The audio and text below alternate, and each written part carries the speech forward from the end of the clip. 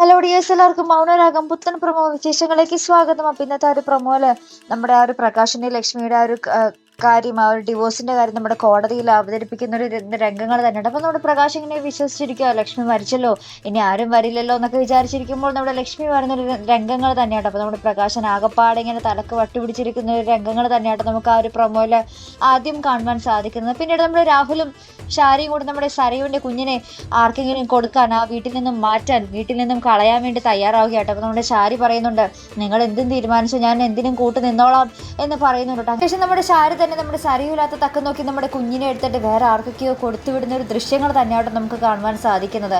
ഒട്ടും മനസാക്ഷിയില്ലാത്തൊരു ആ ഒരു മനസ്സിനെ ആ ഒരു മരവിപ്പിക്കുന്ന ഒരു മുഹൂർത്തങ്ങൾ തന്നെയാണ്. ആ ഒരു സ്വന്തം ചോരയെ തന്നെയാണ് ആ ഒരു അത്രയും ആ ഒരു കുഞ്ഞു കൊച്ചിന് എന്തറിയാമല്ലേ, ആ ഒരു കുഞ്ഞു കൊച്ചിനെ പോലും കുരുതി കൊടുക്കാൻ മടിയില്ലാത്ത ഒരു അപ്പനമ്മയായിപ്പോയി നമ്മുടെ രാഹുലും ഷാരിയും അല്ലേ. അപ്പം എന്തായിരിക്കും ഇനി പറയും കാത്തിരിക്കുന്ന ഒരു വിധി അല്ലേ, കണ്ടു തന്നെ അറിയാം. അപ്പം ഇതുപോലുള്ള പ്രൊമോ റിവ്യൂസിനും എപ്പിസോഡ് റിവ്യൂസിനും ഒക്കെ നിങ്ങൾ മറക്കാതെ ചാനൽ സബ്സ്ക്രൈബ് ചെയ്യുക.